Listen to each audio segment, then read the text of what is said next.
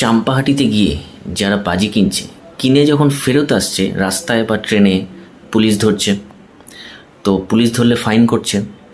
এখন তারা দোষ দিচ্ছে যে পুলিশ কেন করবে এরকম, বিক্রি করা তো বারণ নয়, কিনলেই বারণ। অবশ্যই আলবাত বারণ। তুমি সব জেনে শুনে কেন গেছো রিস্ক নিয়ে ওখানে বাজি কিনতে? কে বলেছে তোমাকে? কি বলেছে কি? তোমাকে তো বারণ আছে ওখানে গিয়ে কেনা কেনা উচিত নয়, তাও তুমি কিনবে, আর ধরলে তারপর প্রবলেম হবে নাকি? এই যেমন ধ্রুব রাঠি শাহরুখ খানকে বলছে তুমি এত টাকার মালিক হওয়া সত্ত্বেও পান মশলা কেন বিক্রি করবে?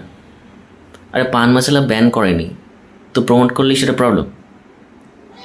মানে কি প্রবলেমটা কি? এটা এরকমই হয় আমাদের দেশে, ঠিক আছে? এটা তোমাকে অভ্যাস করে নিতে হবে।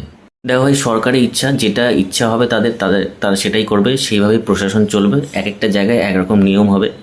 তো তোমাকে মুখ বুঝে থাকতে হবে, এটাই নিয়ম। পারলে অন্য কাউকে ভোট দাও, তারা আবার যেই নিয়মটা চালু করবে সেটাতেই চলতে হবে। এরকমভাবেই চলে এসছে। তারপর ওরকম অবাক হয় মানে এরম কেন করছে, ওরম কেন করছে, ওসব কোশ্চেন করলে হবে না। ভোট দিয়েছো, এখন সেটা সহ্য করো। আমি তো ভাবছি এবার থেকে বাজি বানাবো, কারণ বাজি বিক্রি করা বারণ নয়, কেনাটা বারণ, ফাটানো বারণ। তো আমি বিক্রি করবো এবার, অনেক লাভ হবে।